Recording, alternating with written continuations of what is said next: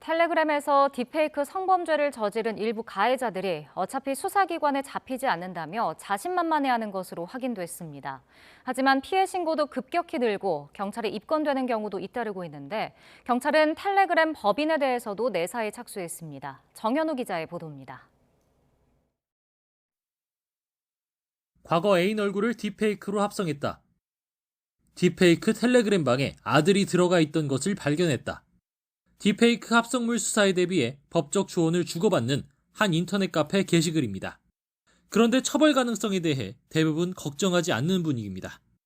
수사기관은 잡지도 못하고 이러다 말 거다. 텔레그램 협조 없인 안 잡히니 긴장 말라는 등 자신감을 내비치는 모습입니다. 하지만 이들이 호언장담하는 것과 달리 가해자들이 수사기관의 추적을 완벽하게 피할 수 있는 건 아닙니다. 경찰청 국가수사본부는 지난주 딥페이크 성범죄 피해 신고 88건을 접수해 이 가운데 피의자 24명을 특정했다고 밝혔습니다.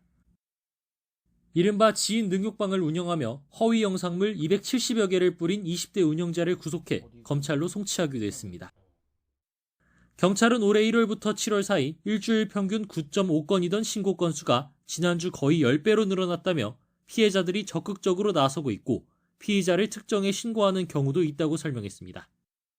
이뿐 아니라 경찰은 허위 영상물 제작 유포를 방조한 혐의로 텔레그램 법인에 대한 내사에도 나섰습니다. 한국 경찰이 텔레그램 법인을 조사하는 건 처음입니다. 소위 말해서 이제 판을 깔아준 그런 식이니까 그러한 불법적인 내용물이 게재되는 데 있어가지고 방조를 한 거 아니냐 그렇게 이제 볼 수 있는 거거든요. 그런데 여기에 그쳐선 안 된다는 지적입니다. 방송통신심의위원회 자료를 보면 텔레그램에 대한 접속 차단 조치 건수는 2022년 13건, 2023년 38건, 올해 7월까지 34건에 그쳤습니다. 딥페이크물 유통자들이 접속 차단 조치 전에 대화방을 폭파하는 등 재빨리 달아나기 때문인데 성착취물이 유통되는 대화방을 더 빨리 찾아내 조치하기 위한 보완책이 필요해 보입니다.